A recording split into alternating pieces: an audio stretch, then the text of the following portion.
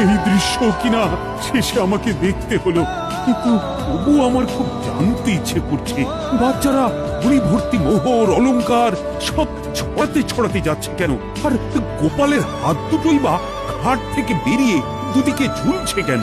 মহারাজ, আর একটা ব্যাপার কি আপনি লক্ষ্য করেছেন?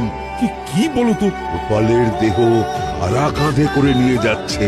হ্যাঁ হ্যাঁ, ওই তো মন্ত্রী, সেনাপতি, জ্যোতিষী আর পণ্ডিত। আসলে গোপালের এই শেষ যাত্রা আমাদের কিছু শিক্ষা দিয়ে যাচ্ছে মহারাজ। এই যে দেখুন, যারা গোপালকে সহ্য করতে পারত না, এখন তাদেরই কাঁধে গোপাল যাচ্ছে। তার মানে শেষ পর্যন্ত কেউই কারোর শত্রু থাকে না, সবাই মান অভিমান ভুলে কাঁধে কাঁধ মিলিয়ে পার করে দেয়। আর অলংকার ছড়িয়ে যাচ্ছে, সেটাও বুঝিয়ে দেয় যে এই অর্থ, সমৃদ্ধি সবই ফেলে একসময় চলে যেতে হবে।